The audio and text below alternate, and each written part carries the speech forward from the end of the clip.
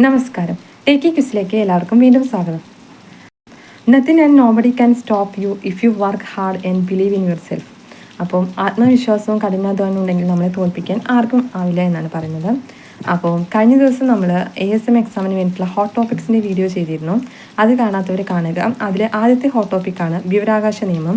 ഇത് നമ്മൾ അതിനെക്കുറിച്ചാണ് ഡിസ്കസ് ചെയ്യുന്നത്. അതിന് മുമ്പ് ഒരു കാര്യം, നമ്മുടെ ടെലിഗ്രാം ചാനലിൽ 15 ഡേയ്സ് സ്റ്റഡി പ്ലാനിൻ്റെ ഭാഗമായിട്ട് ഇന്നലെ മുതൽ, അതായത് ജൂലൈ 19-ാം തീയതി മുതൽ മലയാളം, ഇംഗ്ലീഷ്, മാത്സ് എന്നിവയുടെ പ്രീവിയസ് ക്വസ്റ്റ്യൻ പേപ്പർ ഇടുന്നുണ്ട്.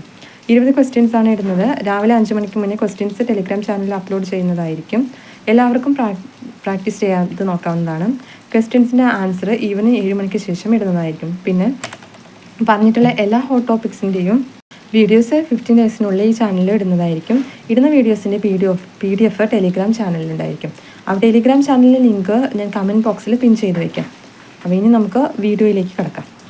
വിവരാവകാശ നിയമം വളരെ ഇമ്പോർട്ടൻ്റ് ആണ്. വിവരാവകാശ നിയമത്തിൽ നിന്ന് ഒരു ചോദ്യം എന്തായാലും ASM എക്സാമിന് ഉണ്ടായിരിക്കും. ചിലപ്പോൾ ഒന്നിലധികം ചോദ്യങ്ങളുണ്ടായിരിക്കും. അപ്പോൾ ഈ വീഡിയോ കാണുന്നതിൽ നിങ്ങൾക്ക് ഒരിക്കലും നഷ്ടമാവില്ല. 1 മാർക്ക് എന്തായാലും കിട്ടും. നമുക്ക് PSCയുടെ കാര്യത്തിൽ നമുക്ക് 1 മാർക്ക് എത്ര ഇമ്പോർട്ടൻ്റ് ആയിട്ടുള്ളതാണ്, 1 മാർക്ക് നമ്മൾ എത്ര റാങ്കാണ് ഡിഫറൻസ് വരുത്തുന്നതെന്ന് എല്ലാവർക്കും അറിയാം. അപ്പോൾ 1 മാർക്കിനായിട്ടാണെങ്കിലും കഷ്ടപ്പെടുക, ഈ വീഡിയോ കാണാൻ ശ്രമിക്കുക. അപ്പോൾ വിവരാവകാശ നിയമം എന്താണെന്ന് നമുക്ക് നോക്കാം. വിവരാവകാശ നിയമം നമ്മുടെ ജനാധിപത്യത്തിൻ്റെ സൂര്യ തേജസ് എന്നറിയപ്പെടുന്ന നിയമമാണ് വിവരാവകാശ നിയമം. വിവരാവകാശ നിയമം രൂപീകരിക്കാൻ കാരണമായ സംഘടനയാണ് MKSS, അതായത് മസ്ദൂർ കിസാൻ ശക്തി സംഘടൻ. ഇത് 1987 ഫോം ചെയ്തത്. അപ്പോൾ 1987 ഫോം ചെയ്ത മസ്ദൂർ കിസാൻ ശക്തി സംഘടൻ എന്ന സംഘടനയാണ് വിവരാവകാശ നിയമം രൂപീകരിക്കാൻ കാരണമായത്. ഈ സംഘടനയുടെ സ്ഥാപകർ എന്നറിയപ്പെടുന്നത് അരുണ റോയ്, ശങ്കർ സിംഗ്, നിഖിൽ ഡേ എന്നിവരാണ്. അപ്പോൾ വിവരാവകാശ നിയമം ജനാധിപത്യത്തിൻ്റെ സൂര്യ തേജസ് എന്നാണ് അറിയപ്പെടുന്നത്. ഇത് രൂപീകരിക്കാൻ കാരണമായ സംഘടനയാണ് മസ്ദൂർ കിസാൻ ശക്തി സംഘടൻ. 1987 ഫോം ചെയ്ത സംഘടന സ്ഥാപിച്ചത് അരുണ റോയ്, ശങ്കർ സിംഗ്, നിഖിൽ ഡേ എന്നിവരാണ്.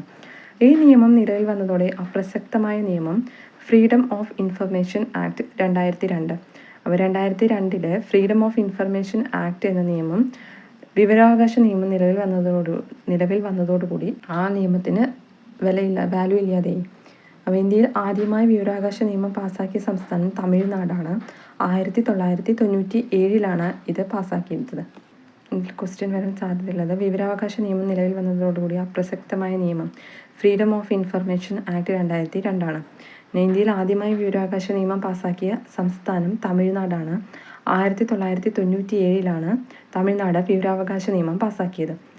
അടുത്തത്, പാർലമെൻറ്റ് ഈ നിയമം പാസ്സാക്കുന്നതിന് മുമ്പ് പാർലമെൻറ്റ് വിവരാവകാശ നിയമം പാസ്സാക്കിയത് 2005.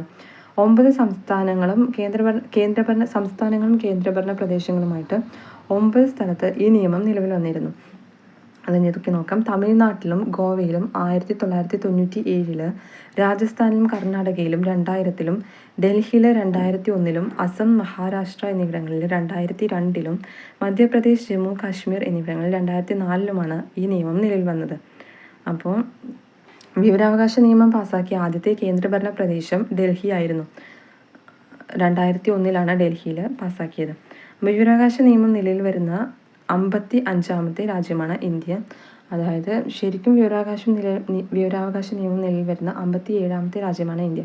പക്ഷേ PSCയുടെ ആൻസർ കീഴിൽ എപ്പോഴും 55 കൊടുക്കാറ്. അപ്പോൾ ഈ ക്വസ്റ്റ്യൻ വന്ന് ഓപ്ഷനിൽ 55 ഉണ്ടെങ്കിൽ 55 തന്നെ ആൻസർ ചെയ്യുക. 55 ഇല്ലെങ്കിൽ മാത്രം 57 ആൻസർ കൊടുക്കുക. ലോകത്തിൽ ആദ്യമായി വിവരാവകാശ നിയമം നിലവിൽ വന്ന രാജ്യം സ്വീഡനാണ്. 1776 സ്വീഡനിലെ വിവരാവകാശ നിയമം നിലവിൽ വന്നത്. അപ്പോൾ എത്രയോ വർഷങ്ങൾക്ക് മുമ്പ് സ്വീഡനിൽ ഈ നിയമം വന്നിട്ടുണ്ട്. ഇന്ത്യയിൽ അത് പാസ്സാക്കിയത് 2005. അപ്പോൾ ജനാധിപത്യത്തിൻ്റെ സൂര്യ തേജസ് എന്നറിയപ്പെടുന്ന നിയമമാണ് വിവരാവകാശ നിയമം. വിവരാവകാശ നിയമം രൂപീകരിക്കാൻ കാരണമായ സംഘടന മസ്ദൂർ കിസാൻ ശക്തി സംഘടൻ എന്നാണ് സംഘടനയാണ്. 1987 ഫോം ചെയ്ത ഈ സംഘടനയുടെ സ്ഥാപകർ അരുണ റോയ്, ശങ്കർ സിംഗ്, നിഖിൽ ഡേ എന്നിവരാണ്. ഈ നിയമം നിലവിൽ വന്നതോടുകൂടി അപ്രസക്തമായ നിയമമാണ് ഫ്രീഡം ഓഫ് ഇൻഫർമേഷൻ ആക്ട് 2002. ഇന്ത്യയിൽ ആദ്യമായി വിവരാവകാശ നിയമം പാസ്സാക്കിയ സംസ്ഥാനം തമിഴ്നാട്ടിലാണ്. 1997 ഇത് പാസ്സാക്കിയത്. പാർലമെൻറ്റ് നിയമം പാസ്സാക്കുന്നതിന് മുമ്പ് തന്നെ നിയമം പാസാക്കിയ സംസ്ഥാനങ്ങൾ ഏതൊക്കെ നോക്കാം. തമിഴ്നാട്ടിലും ഗോവയിലും 1997, രാജസ്ഥാൻ കർണാടക 2000, ഡൽഹി 2001, അസം മഹാരാഷ്ട്ര 2002, മധ്യപ്രദേശ് ജമ്മു ആൻഡ് കാശ്മീർ 2004 വിവരാവകാശ നിയമം പാസാക്കിയിരുന്നു. വിവരാവകാശ നിയമം പാസാക്കിയ ആദ്യത്തെ കേന്ദ്രഭരണ പ്രദേശമാണ് ഡൽഹി. വിവരാവകാശ നിയമം നിലവിൽ വരുന്ന 55ാമത്തെ രാജ്യമാണ് ഇന്ത്യ. ലോകത്തിൽ ആദ്യമായി വിവരാവകാശ നിയമം പാസാക്കിയത് സ്വീഡനാണ്. 1776 ഇത്. വിവരാവകാശ നിയമം 2005 ലക്ഷ്യങ്ങൾ എന്തൊക്കെയെന്ന് നോക്കാം. എന്തിനാണ് ഈ വിവരാവകാശ നിയമം പാസ്സാക്കുന്നത് എന്നതിൻ്റെ ലക്ഷ്യങ്ങൾ എന്തൊക്കെയെന്ന് നോക്കാം. ഈ നിയമം സർക്കാരിൻ്റെ പ്രവർത്തനങ്ങളിൽ സുതാര്യതയും ഉത്തരവാദിത്വവും വർദ്ധിപ്പിക്കുന്നു. അപ്പോൾ വിവരാവകാശ നിയമം സർക്കാരിൻ്റെ പ്രവർത്തനങ്ങളിൽ സുതാര്യതയും ഉത്തരവാദിത്വവും വർദ്ധിപ്പിക്കുന്നു. അഴിമതി നിർമ്മാർജ്ജനം ചെയ്യുന്നു. പൊതു അധികാരികളുടെ അധീനതയിലുള്ള വിവരങ്ങൾ പൗരന്മാർക്ക് ലഭ്യമാകാൻ സഹായിക്കുന്നു. സർക്കാരുകളുടെ പ്രവർത്തനങ്ങൾ കാര്യക്ഷമമാക്കുന്നു. ഈ നിയമം ഭരണത്തിലെ രഹസ്യ സ്വഭാവത്തെയും അധികാര ദുർവിനിയോഗത്തെയും ചോദ്യം ചെയ്യാൻ പൗരന് അധികാരം നൽകുന്നു. അപ്പോൾ ഇത്രയുമാണ് വിവരാവകാശ നിയമത്തിൻ്റെ ലക്ഷ്യങ്ങൾ. ഇത് സ്റ്റേറ്റ്മെൻറ്റ് ക്വസ്റ്റ്യൻസിൽ വരാം, നോക്കി വയ്ക്കുക. ഈ നിയമം സർക്കാരിൻ്റെ പ്രവർത്തനങ്ങളിൽ സുതാര്യതയും ഉത്തരവാദിത്വവും വർദ്ധിപ്പിക്കുന്നു. അഴിമതി നിർമ്മാർജ്ജനം ചെയ്യാൻ സഹായിക്കുന്നു. പൊതു അധികാരികളുടെ അധീനതയിലുള്ള വിവരങ്ങൾ പൗരന്മാർക്ക് ലഭ്യമാക്കുന്നു. സർക്കാരുകളുടെ പ്രവർത്തനങ്ങൾ കാര്യക്ഷമമാക്കുന്നു. ഈ നിയമം ഭരണത്തിലെ രഹസ്യ സ്വഭാവത്തെയും അധികാര ദുർവിനിയോഗത്തെയും ചോദ്യം ചെയ്യാൻ പൗരന് അധികാരം നൽകുന്നു. പിന്നെ വിവരാവകാശ നിയമപ്രകാരം പൗരർക്ക് ലഭിച്ച അവകാശങ്ങൾ എന്തൊക്കെയാണെന്ന് നോക്കാം. ഒരു പൊതു അധികാരിയുടെ അഥവാ പൊതുസ്ഥാപനത്തിൻ്റെ കൈവശമുള്ളതോ നിയന്ത്രണത്തിലുള്ളതോ ആയ പ്രമാണങ്ങളും രേഖകളും പരിശോധിക്കാനുള്ള അവകാശം ലഭിക്കുന്നു. അവയുടെ സാക്ഷ്യപ്പെടുത്തിയ പകർപ്പുകൾ എടുക്കാനും സാക്ഷ്യപ്പെടുത്തിയ സാമ്പിളുകൾ എടുക്കാനും കമ്പ്യൂട്ടറിലോ മറ്റ് ഇലക്ട്രോണിക് സംവിധാനങ്ങളിൽ ശേഖരിച്ചു വെച്ചിട്ടുള്ള വിവരങ്ങൾ പ്രിൻ്റ് ഔട്ടുകൾ, ഫ്ലോപ്പികൾ, ഡിസ്കുകൾ, ടേപ്പുകൾ, വീഡിയോ കാസറ്റുകൾ എന്നിവ പകർത്തിയെടുക്കാനുള്ള അവകാശം ലഭിക്കുന്നു. സർക്കാരിൻ്റെ പ്രവർത്തനങ്ങൾ പരിശോധിക്കാനുള്ള അവകാശവും ലഭിക്കുന്നു. അപ്പോൾ വിവരാവകാശ നിയമപ്രകാരം പൗരർക്ക് ലഭിച്ച അവകാശങ്ങളാണ്: ഒരു പൊതു അധികാരിയുടെ അഥവാ പൊതുസ്ഥാപനത്തിൻ്റെ കൈവശമുള്ളതോ നിയന്ത്രണത്തിലുള്ളതോ ആയ പ്രമാണങ്ങളും രേഖകളും പരിശോധിക്കാനുള്ള അവസരം ലഭിക്കുന്നു. അവിടെ സാക്ഷ്യപ്പെടുത്തിയ പകർപ്പുകൾ എടുക്കാനുള്ള അവകാശമുണ്ട്. സാക്ഷ്യപ്പെടുത്തിയ സാമ്പിളുകൾ എടുക്കുക, കമ്പ്യൂട്ടറിലെയും മറ്റ് ഇലക്ട്രോണിക് സംവിധാനങ്ങളിലും ശേഖരിച്ചു വെച്ചിട്ടുള്ള വിവരങ്ങൾ പ്രിൻ്റ് ഔട്ടുകൾ, ഫ്ലോപ്പികൾ, ഡിസ്കുകൾ, ടേപ്പുകൾ, വീഡിയോ കാസറ്റുകൾ എന്നിവ പകർത്തിയെടുക്കാനും അവകാശം ലഭിക്കുന്നു. പിന്നെ സർക്കാരിൻ്റെ പ്രവർത്തനങ്ങളൊക്കെ പരിശോധിക്കാനുള്ള അവകാശവും വിവരാവകാശ നിയമത്തിലൂടെ ഒരു പൗരന് ലഭിക്കുന്നു. ഇനി വിവരാവകാശ നിയമം 2005 പാസ്സാക്കുന്ന ഡേറ്റൊക്കെ നമുക്ക് നോക്കാം. വിവരാവകാശ നിയമം 2005 ലോകസഭ പാസ്സാക്കിയത് 2005 മെയ് 11 രാജ്യസഭ പാസ്സാക്കിയത് 2005 മെയ് 12. ലോകസഭ പാസ്സാക്കി പിറ്റേ ദിവസം തന്നെ രാജ്യസഭ പാസ്സാക്കി 2005 മെയ് 11 2005 മെയ് 12. പിന്നീട് ഒരു മാസം കഴിഞ്ഞിട്ടാണ് രാഷ്ട്രപതി ഇത് ഒപ്പുവെക്കുന്നത്, അംഗീകാരം ലഭിക്കുന്നത് 2005 ജൂൺ 15. പക്ഷേ ഈ നിയമം നിലവിൽ വന്നത് പിന്നെയും 4 മാസങ്ങൾ കഴിഞ്ഞാണ്. 2005 ഒക്ടോബർ 12 ഈ നിയമം നിലവിൽ വരുന്നത്. അപ്പോൾ വിവരാവകാശ നിയമം പാസ്സാക്കുമ്പോൾ പ്രധാനമന്ത്രിയായിരുന്നത് ഡോക്ടർ മൻമോഹൻ സിംഗും രാഷ്ട്രപതിയായിരുന്നത് ഡോക്ടർ APJ അബ്ദുൽ കലാമുമാണ്. അപ്പോൾ ചോദ്യം വരാം, വിവരാവകാശ നിയമത്തിൽ ഒപ്പുവെച്ച രാഷ്ട്രപതി ആരാണ്? ഡോക്ടർ APJ അബ്ദുൽ കലാമാണ് വിവരാവകാശ നിയമത്തിൽ ഒപ്പുവെച്ച രാഷ്ട്രപതി. അപ്പോൾ വിവരാവകാശ നിയമം 2005 ലോക്സഭ പാസ്സാക്കുന്നത് 2005 മെയ് 11 രാജ്യസഭ പാസ്സാക്കുന്നത് 2005 മെയ് 12 ഇത് ഒപ്പുവെച്ചത് വിവരാവകാശ നിയമം രാഷ്ട്രപതിക്ക് ഒപ്പുവെച്ചത് 2005 ജൂൺ 15. ഇത് ക്വസ്റ്റ്യൻ പേപ്പറിൽ കണ്ടുവരുന്ന ക്വസ്റ്റ്യനാണ്. 2005 ജൂൺ 15 വിവരാവകാശ നിയമം രാഷ്ട്രപതി ഒപ്പുവെക്കുന്നത്. 2005 ജൂൺ 15 ഈ ഡേറ്റ് ഓർത്ത് വയ്ക്കണം. അതുപോലെ നിലവിൽ വന്നത് 2005 ഒക്ടോബർ 12. 2005 ഒക്ടോബർ 12 വിവരാവകാശ നിയമം ഇന്ത്യയിൽ നിലവിൽ വരുന്നത്. വിവരാവകാശ നിയമം പാസ്സാക്കുമ്പോൾ പ്രധാനമന്ത്രി ഡോക്ടർ മൻമോഹൻ സിംഗും രാഷ്ട്രപതി ഡോക്ടർ APJ അബ്ദുൽ കലാമുമായിരുന്നു. അടുത്തത് വിവരാവകാശ നിയമം 2005 6 അധ്യായങ്ങളും 31 വകുപ്പുകളും 2 പട്ടികകളുമാണ് ഉള്ളത്. വിവരാവകാശ നിയമം 2005 6 അധ്യായങ്ങൾ, 31 വകുപ്പുകൾ, 2 പട്ടികകൾ എന്നിവയാണ് ഉൾപ്പെട്ടിട്ടുള്ളത്. ഇത് സ്റ്റേറ്റ്മെൻറ്റ് ക്വസ്റ്റ്യനിൽ വരാം. 6 അധ്യായങ്ങൾ, 31 വകുപ്പുകൾ, 2 പട്ടികകൾ ഓർത്ത് വയ്ക്കുക. അപ്പോൾ നമ്മൾ ഓരോ അധ്യായത്തിലും എന്താണ് പറയുന്നത് നോക്കാം. അധ്യായം 1 വകുപ്പ് 1 മുതൽ 2 വരെ പ്രാരംഭിക്കും, അതായത് ഒരു ഇൻട്രൊഡക്ഷൻ പറയുന്നു. അധ്യായം 2 വകുപ്പ് 3 മുതൽ 11 വരെ വിവരത്തിനുള്ള അവകാശവും പൊതു അധികാര സ്ഥാനങ്ങളുടെ കടമകളെയും കുറിച്ചാണ് പറയുന്നത്. വിവരത്തിനുള്ള അവകാശവും പൊതു അധികാര സ്ഥാപനങ്ങളുടെ കടമയും കുറിച്ച് പറയുന്ന അധ്യായം 2 അത് വകുപ്പ് 3 മുതൽ 11 വരെയാണ് വരുന്നത്. അധ്യായം 3 കേന്ദ്ര വിവരാവകാശ കമ്മീഷനെ കുറിച്ച് പറയുന്നത്. ഇത് വകുപ്പ് 12 മുതൽ 14 വരെ. അപ്പോൾ കേന്ദ്ര വിവരാവകാശ കമ്മീഷനെ കുറിച്ച് പ്രതിപാദിക്കുന്ന വകുപ്പ് ഏതാണെന്ന് ചോദിക്കാം. അപ്പോൾ വകുപ്പ് 12 കേന്ദ്ര വിവരാവകാശ കമ്മീഷനെ കുറിച്ച് പറയുന്നത്. പിന്നെ അതിൻ്റെ നിയമനങ്ങളെക്കുറിച്ചാണ് 13-ലും 14-ലൊക്കെ പറയുന്നത്. അപ്പോൾ അധ്യായം 3-ലാണ് കേന്ദ്ര വിവരാവകാശ കമ്മീഷനെ കുറിച്ച് പറയുന്നത്. വകുപ്പ് 12 മുതൽ 14 വരെ. കേന്ദ്ര വിവരാവകാശ കമ്മീഷനെ കുറിച്ച് പറയുന്ന വകുപ്പ് 12-ആണ്, ഓർത്ത് വയ്ക്കുക. അധ്യായം 4 സംസ്ഥാന വിവരാവകാശ കമ്മീഷനെ കുറിച്ച് പറയുന്നു. അത് വകുപ്പ് 15 മുതൽ 17. അതിൽ സംസ്ഥാന വിവരാവകാശ കമ്മീഷനെ കുറിച്ച് പറയുന്ന വകുപ്പ് 15-ആണ്. 16-ലും 17-ലും അതിൻ്റെ അധികാരങ്ങളെയും വിവരാവകാശ കമ്മീഷണർമാരെയും കുറിച്ചാണ് പറയുന്നത്. അപ്പോൾ അധ്യായം 4-ലാണ് സംസ്ഥാന വിവരാവകാശ കമ്മീഷനെ കുറിച്ച് പറയുന്നത്. ചോദ്യം വരാം, കേന്ദ്ര വിവരാവകാശ കമ്മീഷനെയും സംസ്ഥാന വിവരാവകാശ കമ്മീഷനെയും കുറിച്ച് പറയുന്ന അധ്യായങ്ങൾ ഏതെല്ലാം? അധ്യായം 3-ഉം 4-ഉം. പിന്നെ വകുപ്പ് കേന്ദ്ര വിവരാവകാശ കമ്മീഷനെ കുറിച്ച് പറയുന്നത് 12-ഉം സംസ്ഥാന വിവരാവകാശ കമ്മീഷനെ കുറിച്ച് പറയുന്നത് 15-ഉമാണ്, ഓർത്ത് വയ്ക്കുക. അധ്യായം 5-ൽ വകുപ്പ് 18 മുതൽ 20 വരെയാണ് വിവരാവകാശ കമ്മീഷനുകളുടെ അധികാരങ്ങളും ചുമതലകളും അപ്പീലുകളും പിഴകളും ഒക്കെ കുറിച്ചാണ് പറയുന്നത്. വകുപ്പ് 18 മുതൽ 20 വരെയാണ് ഇത്. വിവരാവകാശ കമ്മീഷനുകളുടെ അധികാരങ്ങളും ചുമതലകളും അപ്പീലുകളും പിഴകളും. പിന്നെ അധ്യായം 6-ൽ വകുപ്പ് 21 മുതൽ 31 വരെയാണ് പല വക കാര്യങ്ങളെക്കുറിച്ച് പറയുന്നു. പല വക കാര്യങ്ങളെന്ന് പറയുമ്പോൾ നമ്മൾ കേന്ദ്ര സർക്കാർ സ്ഥാപിതമായിട്ടുള്ള സംഘടനകൾ, അതായത് വിവരാവകാശം ബാധ്യതമല്ലാത്ത സംഘടനകളെക്കുറിച്ചും പിന്നെ വിവരാവകാശ കമ്മീഷണർ റിപ്പോർട്ട് ആർക്ക് സമർപ്പിക്കണമെന്നതിനെ കുറിച്ചിട്ടുള്ള പലവിധ കാര്യങ്ങളാണ് ഇതിൽ പറയുന്നത്.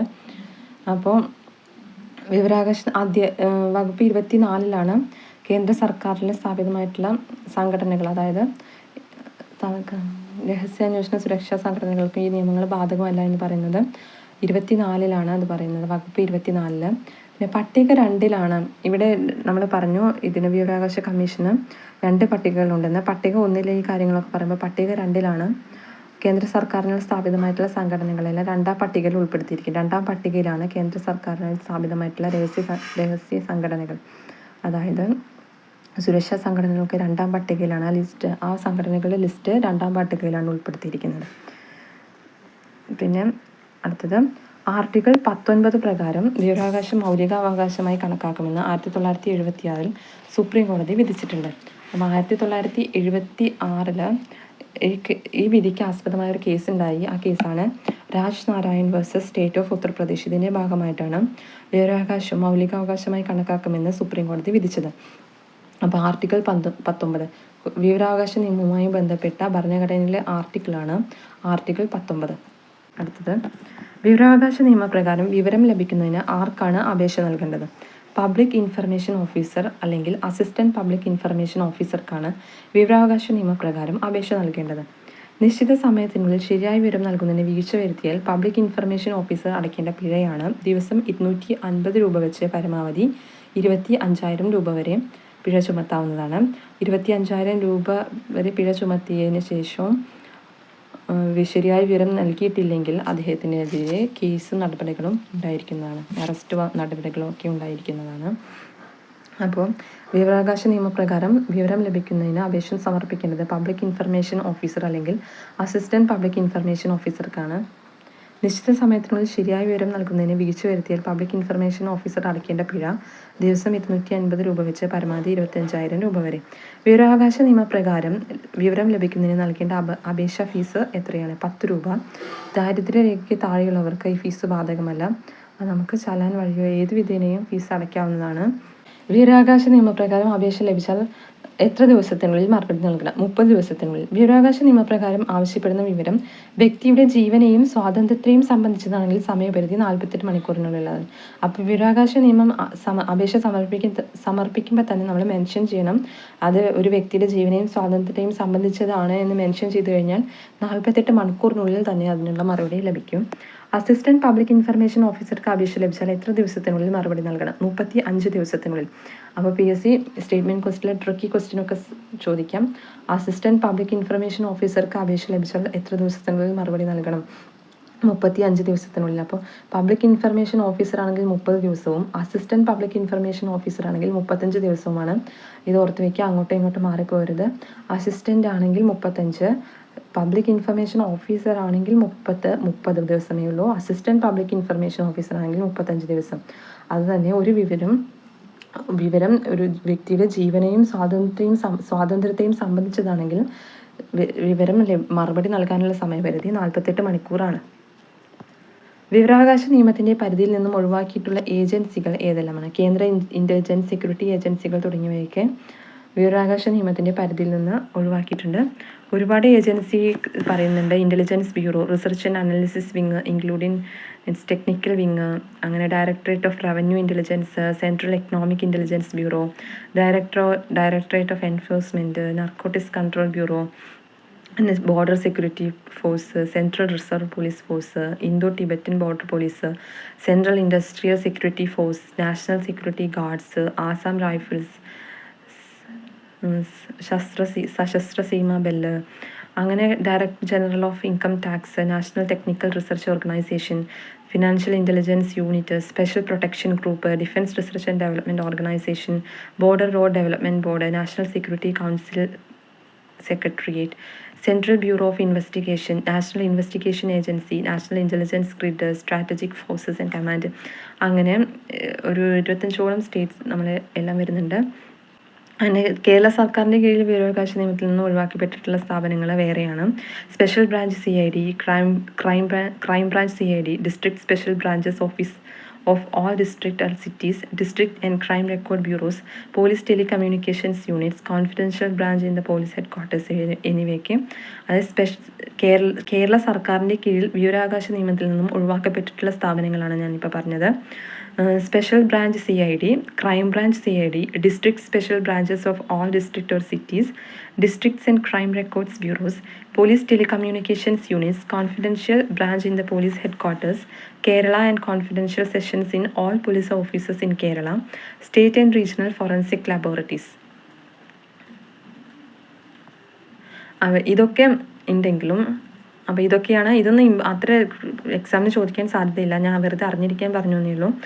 ഈ സ്ഥാപനങ്ങളൊക്കെ ഒഴിവാക്കിയിട്ടുണ്ടെങ്കിലും അത് കേന്ദ്ര സർക്കാരിൻ്റേതായാലും കേരള സർക്കാരിൻ്റേതായാലും ഒഴിവാക്കിയിട്ടുണ്ടെങ്കിലും അഴിമതി ആരോപണങ്ങളെയും മനുഷ്യാവകാശ ലംഘനങ്ങളെയും സംബന്ധിച്ച് വിവരം ഉണ്ടെങ്കിൽ അവിടെ വിവരാവകാശം വെളിപ്പെടുത്തേണ്ടതാണ്. ആ വിവരങ്ങൾ നമ്മൾ വെളിപ്പെടുത്തേണ്ടതാണ്.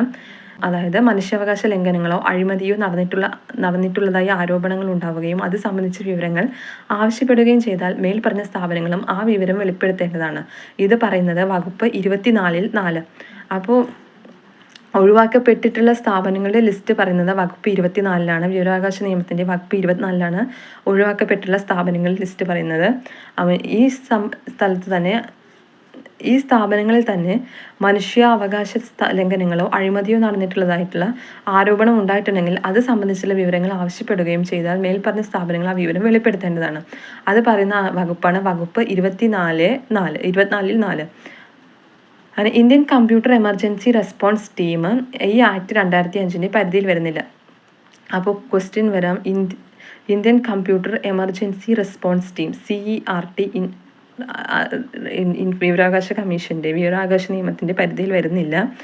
അടുത്ത് നോക്കാം നമുക്ക്. അപ്പീലുകളെ കുറിച്ച് പറയുന്ന ഒരു വകുപ്പാണ് വകുപ്പ് 19. അപ്പോൾ വിവരാവകാശ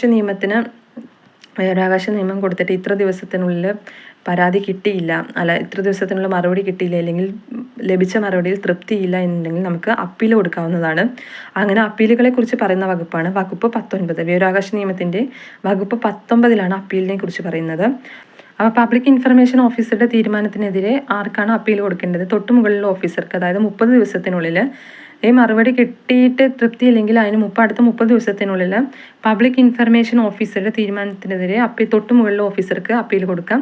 അപ്പോൾ അതിലും തൃപ്തിയില്ലെങ്കിൽ രണ്ടാം അപ്പീൽ നൽകേണ്ടത് സംസ്ഥാന കേന്ദ്ര ഇൻഫർമേഷൻ കമ്മീഷന്. അത് 90 ദിവസത്തിനുള്ളിലാണ് കൊടുക്കേണ്ടത്. അടുത്തത് വിവരാവകാശവുമായി ബന്ധപ്പെട്ട കേസുകളിൽ അധികാരമുള്ള കോടതികൾ സുപ്രീം കോടതിയാണ്. സുപ്രീം കോടതിക്കാണ് വിവരാവകാശ കമ്മീഷനുമായി ബന്ധപ്പെട്ട കേസുകളിൽ പരാതി തീർപ്പാക്കാനുള്ള ഇത് സുപ്രീം കോടതിക്കും ഹൈക്കോടതിക്കുമാണ്. വിവരാവകാശ നിയമത്തിൻ്റെ പരിധിയിൽ വരുന്ന കാര്യങ്ങളുടെ കാലപരിധി അപേക്ഷിക്കുന്ന തീയതി മുതൽ 20 വർഷം മുൻപ് വരെയുള്ള കാര്യങ്ങൾ. അപ്പോൾ നമ്മൾ ഒരു കാര്യം നമുക്ക് അറിയണം, അത് 20 വർഷത്തിന് മുൻപുള്ള കാര്യമാണെങ്കിൽ അറിയാൻ പറ്റില്ല. അപ്പോൾ 20 വർഷത്തിനുള്ളിലുള്ള കാര്യം മാത്രമേ വിവരാവകാശ നിയമത്തിലൂടെ നമുക്ക് നേടാനാവൂ. മൂന്നാം കക്ഷിയെക്കുറിച്ച് പ്രതിപാദിക്കുന്ന വകുപ്പാണ്. മൂന്നാം കക്ഷി എന്ന് പറഞ്ഞാൽ അപേക്ഷ നൽകുന്ന ആളല്ലാത്ത ഏതൊരാളും ഒരു പൊതു അധികാര സ്ഥാപനവും മൂന്നാം കക്ഷി എന്നറിയപ്പെടുന്നു. വകുപ്പ് 2N-ലാണ് ഒരു മൂന്നാം കക്ഷി എന്ന വേർഡ് ഉപയോഗിക്കുന്നത്. മൂന്നാം കക്ഷിയെക്കുറിച്ച് പറയുന്നതാണ്. അപ്പോൾ അപേക്ഷിക്കുന്ന ഒരാൾ ഒന്നാം കക്ഷി അത് അപേക്ഷിക്കുന്നത് നമുക്ക് ഏതെങ്കിലും സ്ഥാപനത്തെക്കുറിച്ച് അന്വേഷിക്കണമെങ്കിൽ അത് മൂന്നാം കക്ഷിയാണ്. പിന്നെ ഏതെങ്കിലും ഒരു വ്യക്തിയെക്കുറിച്ചാണ് വേണ്ടതെങ്കിൽ അതും മൂന്നാം കക്ഷി ആയി അറിയപ്പെടുന്നു. ഇങ്ങനെയുള്ള ഒരു മൂന്നാം കക്ഷി ഒരു കാര്യത്തെക്കുറിച്ച് പ്രതിപാദിക്കുന്ന വകുപ്പ് 2 എന്നാണ്. മൂന്നാം കക്ഷിയുടെ വിവരങ്ങൾ കൈമാറുമ്പോൾ മൂന്നാം കക്ഷിയുടെ അഭിപ്രായം കൂടി അറിയണം എന്ന് പ്രതിപാദിക്കുന്ന വകുപ്പ് 11.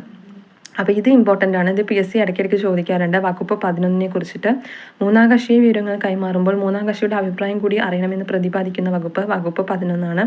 അപ്പോൾ മൂന്നാം കക്ഷിയെക്കുറിച്ച് സൂചിപ്പിക്കുന്ന വകുപ്പ് 2 മൂന്നാം കക്ഷിയുടെ വിവരങ്ങൾ കൈമാറുമ്പോൾ മൂന്നാം കക്ഷിയുടെ അഭിപ്രായം കൂടി അറിയണമെന്ന് പ്രതിപാദിക്കുന്ന വകുപ്പ് 11.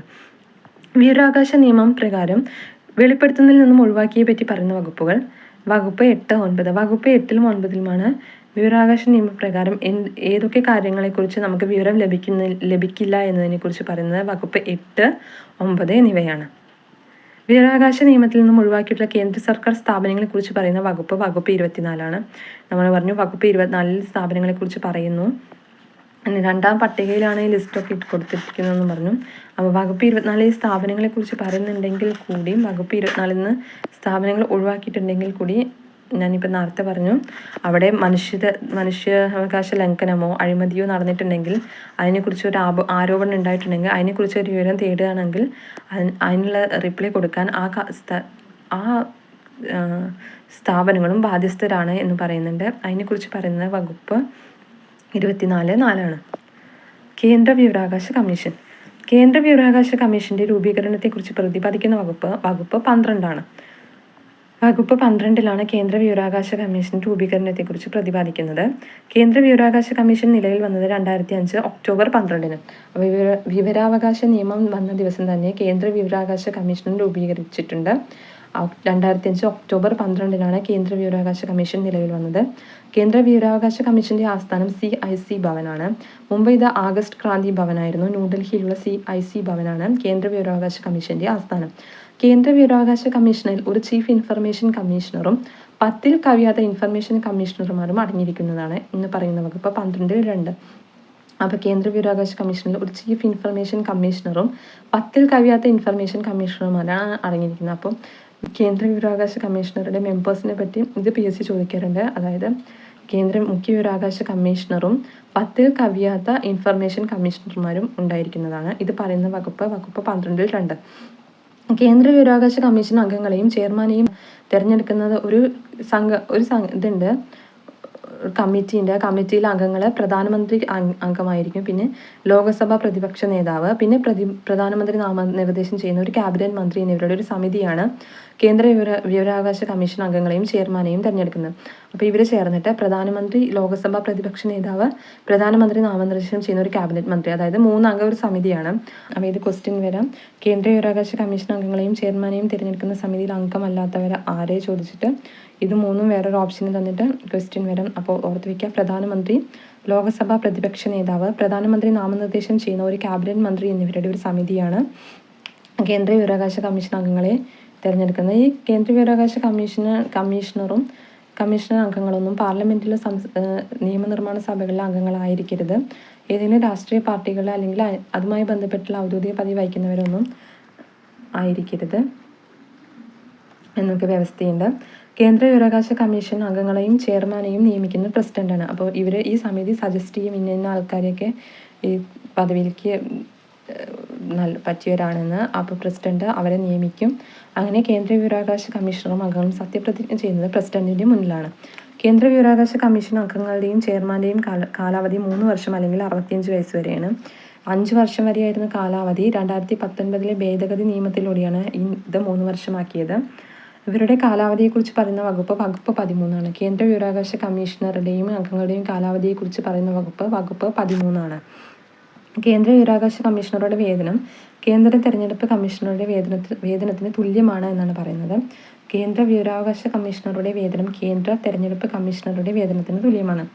അപ്പോൾ കേന്ദ്ര വിവരാവകാശ കമ്മീഷൻ ഒരു ഭരണഘടനാ സ്ഥാപനമല്ല, ഇതൊരു സ്റ്റാറ്റ്യൂട്ടറി ബോഡിയാണ്. അതുകൊണ്ട് ആർട്ടിക്കിളൊന്നുമില്ല. ഭരണഘടനാ സ്ഥാപനമാണെങ്കിൽ അതിന് ഒരു ആർട്ടിക്കിൾ ഉണ്ടായിരിക്കും. നമ്മുടെ ഇലക്ഷൻ കമ്മീഷനൊക്കെ പോലെ ഒരു ആർട്ടിക്കിൾ ഉണ്ടായിരിക്കും. അപ്പോൾ ഇതൊരു സ്റ്റാറ്റ്യൂട്ടറി ബോഡിയാണ്. നമ്മുടെ നീതി ആയോഗിൻ്റെ ഒക്കെ പോലെ ഒരു സ്റ്റാറ്റ്യൂട്ടറി ബോഡിയാണ് കേന്ദ്ര വിവരാവകാശ കമ്മീഷൻ ഒരു ഭരണഘടനാ സ്ഥാപനമല്ല. കേന്ദ്ര മുഖ്യ വിവരാവകാശ കമ്മീഷണറായ ആദ്യ വ്യക്തി വജാഹത്ത് ഹബീബുള്ളയാണ്.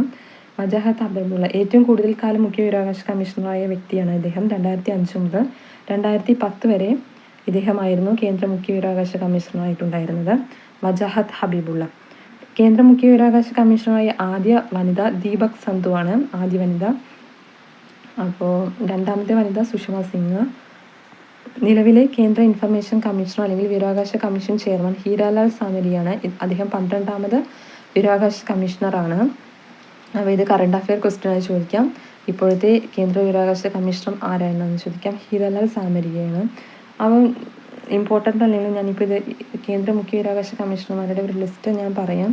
ഇമ്പോർട്ടൻ്റ് ഒന്നുമല്ല, അതുകൊണ്ട് തന്നെയാണ് ഇവിടെ സൂചിപ്പിക്കാതിരുന്നത്. ഞാൻ ജസ്റ്റ് പറഞ്ഞു പോകാം.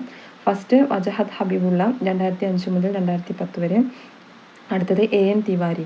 വജാഹത്ത് ഹബീബുള്ള ഏറ്റവും കൂടുതൽ കാലം മുഖ്യ വിവരാവകാശ കമ്മീഷണറായ വ്യക്തിയാണ്. AN തിവാരി 2010 ഏറ്റവും കുറച്ച് കാലം മുഖ്യ വിവരാവകാശ കമ്മീഷണറായ വ്യക്തിയാണ് AN തിവാരി. അടുത്ത സത്യാനന്ദ മിശ്ര 2010 മുതൽ 2013 വരെ സത്യാനന്ദ മിശ്ര. അടുത്ത ദീപക് സന്ധു ആദ്യ വനിതാ മുഖ്യ വിവരാവകാശ കമ്മീഷണറാണ് ദീപക് സന്ധു 2013.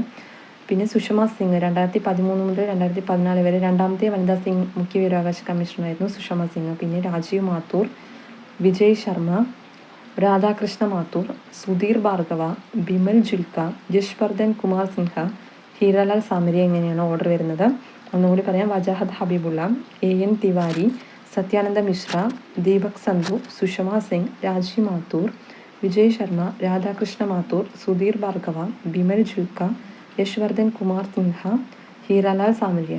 ഹീരാലാൽ സാമരിയാണ് ഇപ്പോൾ നിലവിലുള്ളത്. പിന്നെ കേന്ദ്ര വിവരാവകാശ കമ്മീഷണറും അംഗങ്ങളും രാജിക്കത്ത് സമർപ്പിക്കുന്നത് പ്രസിഡന്റിനാണ്. കേന്ദ്ര വിവരാവകാശ കമ്മീഷണറെയും അംഗങ്ങളെയും നീക്കം ചെയ്യുന്നത് പ്രസിഡന്റാണ്. സുപ്രീം കോടതിയുടെ നിർദ്ദേശപ്രകാരമാണ് നീക്കം ചെയ്യുന്നത്. കേന്ദ്ര വിവരാവകാശ കമ്മീഷണറെയും അംഗങ്ങളെയും നീക്കം ചെയ്യുന്നതിൽ കാരണങ്ങൾ എന്തൊക്കെയാണെന്ന് പാപ്പരായി എന്ന് വിധിക്കപ്പെട്ടാൽ നീക്കം ചെയ്യാം. പിന്നെ തെളിയിക്കപ്പെട്ട ദുർവൃത്തി, എന്തെങ്കിലും അയാൾ കാലാവധി, ഏതെങ്കിലും ഔദ്യോഗിക കർത്തവ്യങ്ങൾ, ഏതെങ്കിലും സദാചാര ലംഘനം, എന്തെങ്കിലും കുറ്റത്തിന് ശിക്ഷിക്കപ്പെടുകയല്ല. ഫോർ എക്സാമ്പിൾ വല്ല പീഡന കേസിലൊക്കെ പെടുകയാണെങ്കിൽ നമുക്ക് അത് പറഞ്ഞിട്ട് നിൽക്കാം. പിന്നെ അയാളുടെ ഔദ്യോഗിക കർത്തവ്യങ്ങൾക്ക് പുറമെ ഏതെങ്കിലും ശമ്പളം കിട്ടുന്ന ജോലിയിൽ, ഈ ജോലിക്ക് പുറമെ അയാൾ വേറെ എന്തെങ്കിലും ജോലിയിൽ ഏർപ്പെടുകയാണെങ്കിലൊക്കെ അയാളെ പുറത്താക്കാനുള്ള അവകാശം സുപ്രീം കോടതിക്കാണുള്ളത്. ഇൻഫർമേഷൻ കമ്മീഷണർമാർ നീക്കം ചെയ്യലിനെ കുറിച്ച് പ്രതിപാദിക്കുന്ന വകുപ്പ് 14ആണ്. ഇൻഫർമേഷൻ കമ്മീഷണർമാരെ നീക്കം ചെയ്യലിനെ കുറിച്ച് പ്രതിപാദിക്കുന്ന വകുപ്പ് 14ആണ്. അപ്പോൾ കേന്ദ്ര വിവരാവകാശ കമ്മീഷനെ കുറിച്ച് നമുക്ക് ഇത്രയും കാര്യങ്ങളാണ് പറഞ്ഞത്. കേന്ദ്ര വിവരാവകാശ കമ്മീഷൻ്റെ രൂപീകരണത്തെക്കുറിച്ച് പ്രതിപാദിക്കുന്ന വകുപ്പ് 12ആണ്. കേന്ദ്ര വിവരാവകാശ കമ്മീഷൻ നിലവിൽ വന്നത് 2005 ഒക്ടോബർ 12-നാണ്. കേന്ദ്ര വിവരാവകാശ കമ്മീഷൻ്റെ ആസ്ഥാനം CIC ഭവൻ. ഇത് മുൻപ് ആഗസ്റ്റ് ക്രാന്തി ഭവനായിരുന്നു, ന്യൂഡൽഹിയിലാണ്. കേന്ദ്ര വിവരാവകാശ കമ്മീഷനിൽ ഒരു ചീഫ് ഇൻഫർമേഷൻ കമ്മീഷണറും 10 കഴിയാത്ത ഇൻഫർമേഷൻ കമ്മീഷണറും ഉണ്ടായിരിക്കുന്നു എന്ന് ഇത് പ്രതിപാദിക്കുന്ന വകുപ്പാണ് 12(2). കേന്ദ്ര വിവരാവകാശ കമ്മീഷൻ അംഗങ്ങളെയും ചെയർമാനെയും തിരഞ്ഞെടുക്കുന്ന ഒരു സമിതിയിൽ അംഗങ്ങളാണ് പ്രധാനമന്ത്രി, ലോക്സഭ പ്രതിപക്ഷ നേതാവ്, പ്രധാനമന്ത്രി നാമനിർദ്ദേശം ചെയ്യുന്ന ഒരു ക്യാബിനറ്റ് മന്ത്രി എന്നിവരുടെ സമിതിയാണ് ഇതിലേക്കുള്ള അംഗങ്ങളെ തിരഞ്ഞെടുക്കുന്നത്. കേന്ദ്ര വിവരാവകാശ കമ്മീഷൻ അംഗങ്ങളെയും ചെയർമാനെയും നിയമിക്കുന്നത് പ്രസിഡന്റാണ്. കേന്ദ്ര വിവരാവകാശ കമ്മീഷനും അംഗങ്ങളും സത്യപ്രതിജ്ഞ ചെയ്യുന്നത് പ്രസിഡന്റിന് മുന്നിലായിരിക്കും. കേന്ദ്ര വിവരാവകാശ കമ്മീഷൻ അംഗങ്ങളെയും ചെയർമാനെയും കാലാവധി 3 വർഷം അല്ലെങ്കിൽ 65 വയസ്സ്. 3 വർഷമാക്കിയത് 2019 ഭേദഗതിയിലൂടെയാണ്. അതിനു മുൻപ് 5 വർഷമായിരുന്നു. ഇവരുടെ കാലാവധിയെക്കുറിച്ച് പറയുന്ന വകുപ്പ് 13ആണ്. കേന്ദ്ര വിവരാവകാശ കമ്മീഷണറുടെ വേതനം കേന്ദ്ര തിരഞ്ഞെടുപ്പ് കമ്മീഷണറുടെ വേതനത്തിന് തുല്യമാണ് എന്നാണ് പറയുന്നത്. കേന്ദ്ര മുഖ്യ വിവരാവകാശ കമ്മീഷണറായ ആദ്യ വ്യക്തി വജാഹത്ത് ഹബീബുള്ളയാണ്. പിന്നെ മുഖ്യ വിവരാവകാശ കമ്മീഷണറായ ആദ്യ വനിത ദീപക് സന്ധു. നിലവിലെ കേന്ദ്ര ഇൻഫർമേഷൻ കമ്മീഷണർ അല്ലെങ്കിൽ വിവരാവകാശ കമ്മീഷൻ ചെയർമാൻ ഹീരാലാൽ സാമരിയ.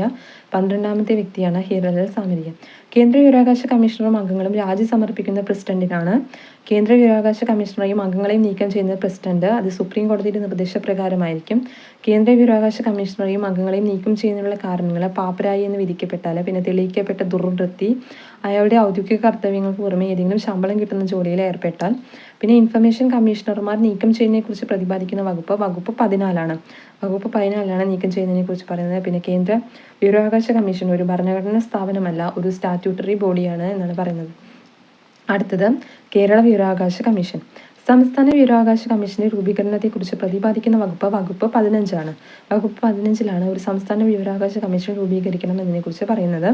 കേരള വിവരാവകാശ കമ്മീഷൻ രൂപീകൃതമായത് 2005 ഡിസംബർ 19 ഡേറ്റ് ഓർത്ത് വയ്ക്കുക. 2005 ഡിസംബർ 19. 2005 ഒക്ടോബർ 12 കേന്ദ്ര വിവരാവകാശ കമ്മീഷൻ രൂപീകരിച്ചുവെങ്കിലും ഡിസംബർ 19 2005 ഡിസംബർ 19 കേരള വിവരാവകാശ കമ്മീഷൻ രൂപീകൃതമാവുന്നത്. സംസ്ഥാന വിവരാവകാശ കമ്മീഷണറെയും അംഗങ്ങളെയും തിരഞ്ഞെടുക്കുന്നതിന് ഒരു സമിതിയുണ്ട്. അവിടുത്തെ പ്രധാനമന്ത്രി പോലെ ഇവിടെ മുഖ്യമന്ത്രി, പിന്നെ പ്രതിപക്ഷ നേതാവ്, മുഖ്യമന്ത്രി നാമനിർദ്ദേശം ചെയ്യുന്ന ഒരു ക്യാബിനറ്റ് മന്ത്രി എന്നിവരുടെ സമിതിയാണ്. അതേപോലെ തന്നെ ഓർഡർ, നമ്മൾ കേന്ദ്രത്തിൽ വരുന്ന ഓർഡർ തന്നെ പ്രധാനമന്ത്രി, ലോകസഭ പ്രതിപക്ഷ നേതാവ്, പ്രധാനമന്ത്രി തീരുമാനിക്കുന്ന ഒരു ക്യാബിനറ്റ് മന്ത്രി എന്ന് പറഞ്ഞാൽ. അതുപോലെ ഇവിടെ വരുമ്പോൾ നമ്മളെ മുഖ്യമന്ത്രി, അതായത് മുഖ്യമന്ത്രി, പിന്നെ പ്രതിപക്ഷ നേതാവ്, മുഖ്യമന്ത്രി നാമനിർദ്ദേശം ചെയ്യുന്ന ഒരു ക്യാബിനറ്റ് മന്ത്രി എന്നിവരുടെ സമിതിയാണ് സംസ്ഥാന വിവരാവകാശ കമ്മീഷണറെയും അംഗങ്ങളെയും തിരഞ്ഞെടുക്കുന്നത്. സംസ്ഥാന ചീഫ് ഇൻഫർമേഷൻ കമ്മീഷണറെയും ഇൻഫർമേഷൻ കമ്മീഷണർമാരും പാർലമെന്റിലെയും സംസ്ഥാന നിർമ്മാണ സഭകളിലെയും അംഗങ്ങൾ ആയിരിക്കരുത് എന്ന് പറയുന്നുണ്ട്. പിന്നെ അവർ ഏതെങ്കിലും രാഷ്ട്രീയ പാർട്ടികളുടെയും അല്ലെങ്കിൽ അതുമായി ബന്ധപ്പെട്ടുള്ള ഔദ്യോഗിക പദവി വഹിക്കുന്നവരോ വ്യാപാരത്തിലോ അല്ലെങ്കിൽ മറ്റേതെങ്കിലും തൊഴിലിൽ വ്യാപൃതരോ ആയിരിക്കരുത് എന്ന് പറയുന്നുണ്ട്. കേരള ഇൻഫർമേഷൻ കമ്മീഷൻ കേരള വിവരാവകാശ കമ്മീഷന്റെ ആസ്ഥാനം സർക്കാർ ഔദ്യോഗിക ഗസറ്റിൽ തീരുമാനിക്കുന്ന സ്ഥലത്തായിരിക്കും ഉണ്ടായിരിക്കുക. പിന്നെ സംസ്ഥാന വിവരാവകാശ കമ്മീഷണറെയും അംഗങ്ങളെയും നിയമിക്കുന്നത് ഗവർണറാണ്. സംസ്ഥാന വിവരാവകാശ കമ്മീഷണറുടെയും അംഗങ്ങളുടെയും കാലാവധി 3 വർഷം അഥവാ 65 വയസ്സാണ്. ഇതും 2019 ഭേദഗതിയിലൂടെ തീരുമാനിച്ചതാണ്. അതുവരെ 5 വർഷമായിരുന്നു. പിന്നെ സംസ്ഥാന വിവരാവകാശ കമ്മീഷണറുടെ വേതനം സംസ്ഥാന തെരഞ്ഞെടുപ്പ് കമ്മീഷണറുടെ വേതനത്തിന് തുല്യമായിരിക്കും. സംസ്ഥാന വിവരാവകാശ കമ്മീഷണറും അംഗങ്ങളും സത്യപ്രതിജ്ഞ ചെയ്യുന്നത് ഗവർണറുടെ മുന്നിലാണ്. സംസ്ഥാന വിവരാവകാശ കമ്മീഷണറും അംഗങ്ങളും രാജി സമർപ്പിക്കുന്നതും ഗവർണർക്കാണ്. സംസ്ഥാന വിവരാവകാശ കമ്മീഷണറെയും അംഗങ്ങളെയും നീക്കം ചെയ്യാൻ അധികാരമുള്ളത് ഗവർണർക്കാണ്. സുപ്രീം കോടതി നിർദ്ദേശപ്രകാരമാണ്. അവരുടെ സംസ്ഥാനമാണെന്ന് വെച്ചാൽ ഹൈക്കോടതി അല്ല, ഒരിക്കലും അത് ശ്രദ്ധിക്കുക, സുപ്രീം കോടതിയാണ്. അത് ക്വസ്റ്റ്യൻ വരാം. സംസ്ഥാന വിവരാവകാശ കമ്മീഷണറെയും അംഗങ്ങളെയും നീക്കം ചെയ്യാൻ അധികാരമുള്ളത് സുപ്രീം കോടതിയുടെ നിർദ്ദേശപ്രകാരം മാത്രമാണ്. അത് ഗവർണറാണ് നീക്കം ചെയ്യുന്നത്. സംസ്ഥാന വിവരാവകാശ കമ്മീഷണറെയും അംഗങ്ങളെയും നീക്കം ചെയ്യുന്നതിനെക്കുറിച്ച് പ്രതിപാദിക്കുന്ന വകുപ്പ് 17 അപ്പോൾ കേന്ദ്ര വിവരാവകാശ കമ്മീഷന്റെ വകുപ്പ് 14 ഇവിടെ വരുമ്പോൾ വകുപ്പ് 17. കേരളത്തിലെ പ്രഥമ chief information commissioner Palat Mohandas ആയിരുന്നു കേരളത്തിലെ പ്രഥമ ചീഫ് ഇൻഫർമേഷൻ കമ്മീഷണർ. ഇപ്പോഴത്തെ സംസ്ഥാന വിവരാവകാശ കമ്മീഷണർ ചെയർമാൻ വി ഹരിനായർ. സംസ്ഥാന ചീഫ് ഇൻഫർമേഷൻ കമ്മീഷണർമാരുടെ ലിസ്റ്റ് ഇത് 5 പേരാണ് ആയിട്ടുള്ളത്. Palat Mohandas, doctor Sibi Mathews, Vincent M Paul, doctor Vishwas Mehta, V Hari Nair. ഇപ്പോൾ അടുത്തുള്ള ക്വസ്റ്റ്യൻ പേപ്പറിൽ കണ്ടു, കേരളത്തിൽ തെരഞ്ഞെടുപ്പ് കമ്മീഷൻ്റെ അംഗങ്ങളാവാത്തവർ പറഞ്ഞിട്ട് എല്ലാവരുടെയും പേര് കൊടുത്തിട്ട് നമ്മൾ ഓപ്ഷനിൽ തിരഞ്ഞെടുക്കാനുണ്ടായിരുന്നു. അതുപോലെ ചോദിക്കാൻ സാധ്യതയുണ്ട്. അപ്പോൾ എല്ലാവരുടെയും പേര് പഠിച്ചു വയ്ക്കുക. Palat Mohandas, doctor Sibi Mathews, Vincent M Paul, doctor Vishwas Mehta, V Hari Nair. 5 പേരെല്ലാം ഓർത്ത് വയ്ക്കാൻ ഈസി ആയിരിക്കും. അപ്പോൾ നമുക്ക് ക്വസ്റ്റ്യൻ വന്നാൽ ഐഡൻറ്റിഫൈ ചെയ്യാൻ സാധിക്കും. അപ്പോൾ ഫസ്റ്റ് പാലാട്ട് മോഹൻദാസ് ആയിരുന്നു, സെക്കൻഡ് ഡോക്ടർ സിബി മാത്യൂസ്, 3ാമത് വിൻസെന്റ് എം പോൾ, 4ാമത് ഡോക്ടർ വിശ്വാസ് മേത്ത, 5ാമത് വി ഹരിനായർ. അപ്പോൾ സംസ്ഥാന വിവരാവകാശ കമ്മീഷനെ കുറിച്ച് ഒന്നുകൂടി നോക്കാം. സംസ്ഥാന വിവരാവകാശ കമ്മീഷനെ രൂപീകരണത്തെക്കുറിച്ച് പ്രതിപാദിക്കുന്ന വകുപ്പ് 15 കേരള വിവരാവകാശ കമ്മീഷൻ രൂപീകൃതമായത് 2005 ഡിസംബർ 19 സംസ്ഥാന വിവരാവകാശ കമ്മീഷണറെയും അംഗങ്ങളെയും തിരഞ്ഞെടുക്കുന്ന മുഖ്യമന്ത്രി, പ്രതിപക്ഷ നേതാവ്, പിന്നെ മുഖ്യമന്ത്രി നാമനിർദ്ദേശം ചെയ്യുന്ന ഒരു ക്യാബിനറ്റ് മന്ത്രി എന്നിവരുടെ സമിതിയാണ്.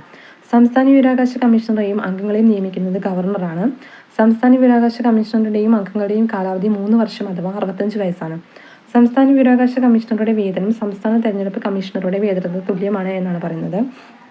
സംസ്ഥാന വിവരാവകാശ കമ്മീഷണറുടെ അംഗങ്ങളും സംസ്ഥാന വിവരാവകാശ കമ്മീഷണറും അംഗങ്ങളും സത്യപ്രതിജ്ഞ ചെയ്യുന്നത് ഗവർണറുടെ മുന്നിലാണ്. സംസ്ഥാന വിവരാവകാശ കമ്മീഷണറും അംഗങ്ങളും രാജി സമർപ്പിക്കുന്നത് ഗവർണർക്കാണ്. സംസ്ഥാന വിവരാവകാശ കമ്മീഷണറെയും അംഗങ്ങളെയും നീക്കം ചെയ്യാൻ അധികാരമുള്ളത് ഗവർണർക്കാണ്. അത് സുപ്രീം കോടതി നിർദ്ദേശപ്രകാരമായിരിക്കും. സംസ്ഥാന വിവരാവകാശ കമ്മീഷണറെയും അംഗങ്ങളെയും നീക്കം ചെയ്യുന്നതിനെക്കുറിച്ച് പ്രതിപാദിക്കുന്ന വകുപ്പ് 17 കേരളത്തിലെ പ്രഥമ chief information commissioner Palat Mohandas ആണ്. ഇപ്പോഴത്തെ സംസ്ഥാന വിവരാവകാശ കമ്മീഷൻ ചെയർമാൻ വി ഹരിനായർ. സംസ്ഥാന ചീഫ് ഇൻഫർമേഷൻ കമ്മീഷണർ ആയവർ ആരൊക്കെ നോക്കാം. Palat Mohandas, doctor Sibi Mathews, Vincent M Paul, doctor Vishwas Mehta, V Hari Nair. ഇതിന് ഈ ചീഫ് ഇൻഫർമേഷൻ കമ്മീഷണറും പുനർനിയമത്തിന് അർഹരല്ല. എന്നാൽ ഇൻഫർമേഷൻ കമ്മീഷണറും ഈ ചീഫ് ഇൻഫർമേഷൻ കമ്മീഷണർ പുനർനിയമനത്തിന് അർഹനല്ല. പിന്നെ ഈ ഇൻഫർമേഷൻ കമ്മീഷണർമാരായവർക്ക് ചീഫ് ഇൻഫർമേഷൻ കമ്മീഷണറായി ആവാനുള്ള അർഹതയുണ്ട്.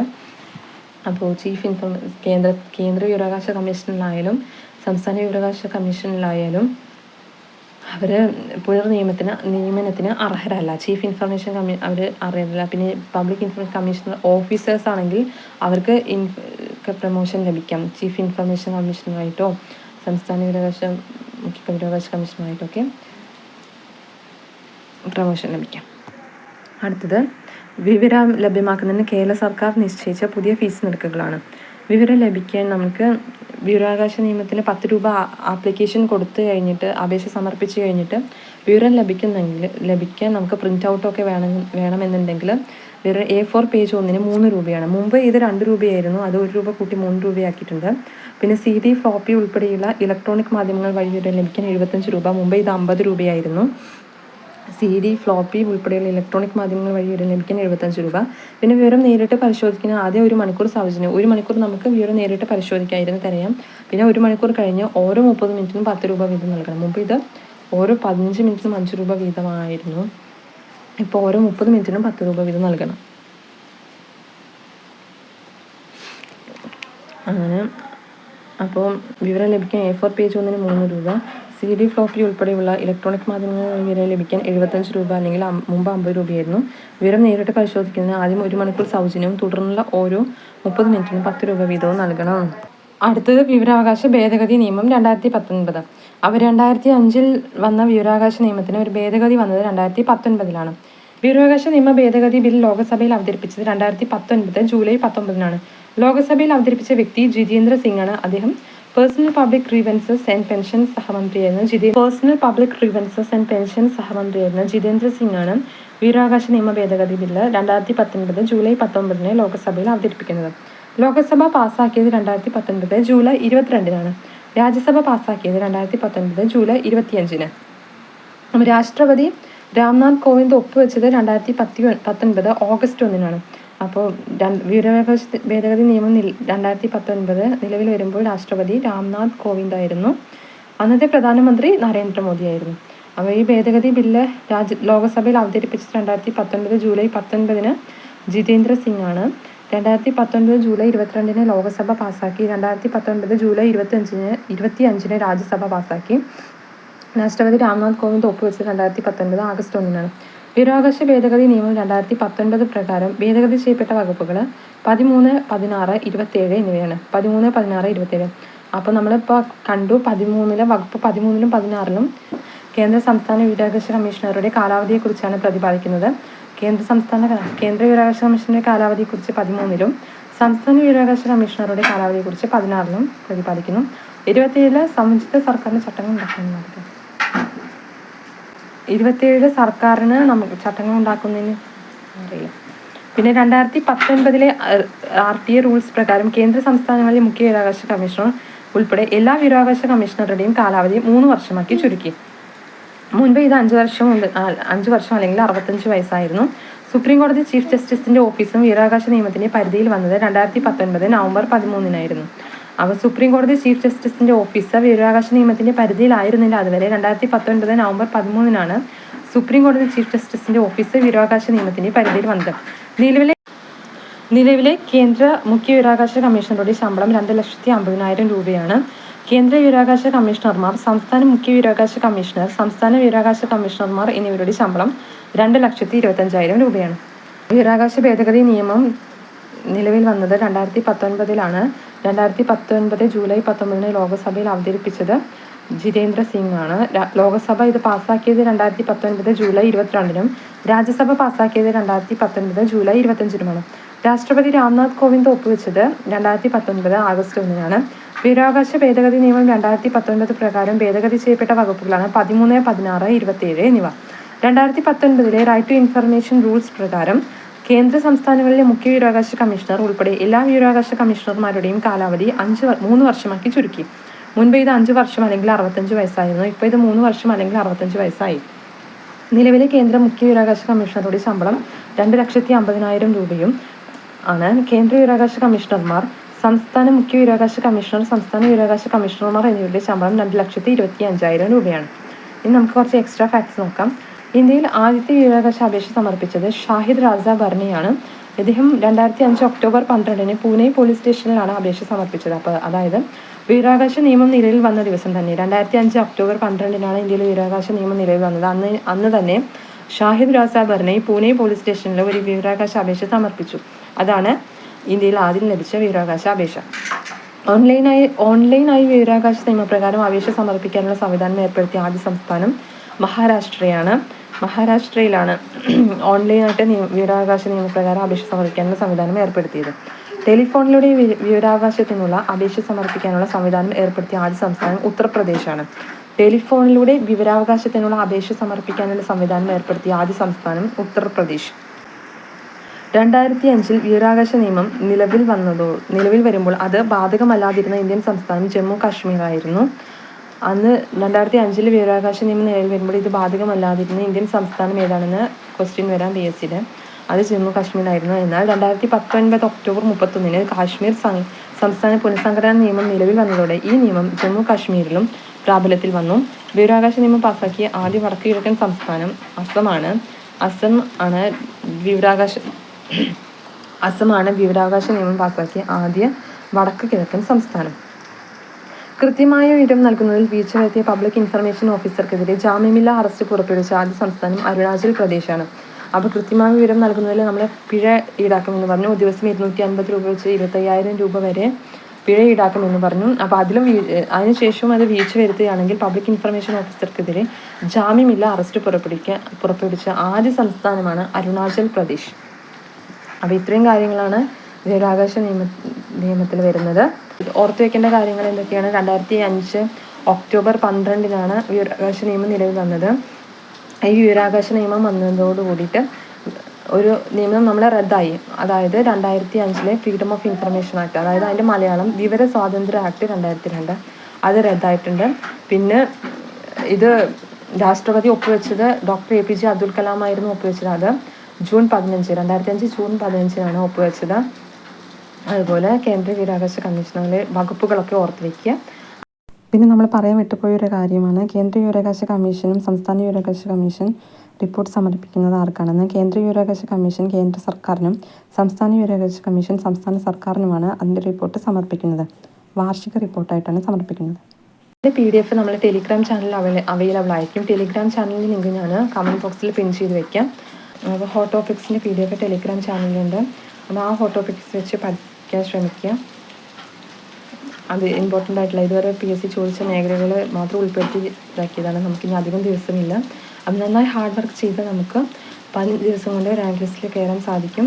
ഇനി 15 ദിവസമില്ല, 14, 13 ദിവസം മാത്രമാണുള്ളത്. അപ്പോൾ നന്നായിട്ട് ശ്രമിക്കുക. പിന്നെ മലയാളം, ഇംഗ്ലീഷ്, മാത്സ് ഒക്കെ ഡെയിലി പ്രാക്ടീസ് ചെയ്യാം. ഇനി ക്വസ്റ്റ്യൻ്റെ എണ്ണം കൂട്ടണമെങ്കിൽ, ഇരുപതിൻ്റെ എണ്ണം കൂട്ടണമെങ്കിൽ നിങ്ങൾക്ക് കമൻറ്റ് ചെയ്യാവുന്നതാണ്. അപ്പോൾ ക്വസ്റ്റ്യൻ്റെ മലയാളം, ഇംഗ്ലീഷും ഞാൻ ഷോർട്ട്സായി ഇടുന്നതായിരിക്കും. ഈവനിങ് ടെലിഗ്രാം ചാനൽ ഫോളോ ചെയ്യാൻ പറ്റാത്തവർക്ക് വേണ്ടിയിട്ട് ഞാൻ ഷോർട്ട്സായി ഇടുന്നതായിരിക്കും. അപ്പോൾ അത്രയേ ഉള്ളൂ. നന്നായി പഠിക്കുക. All the best all. Okay, thank you.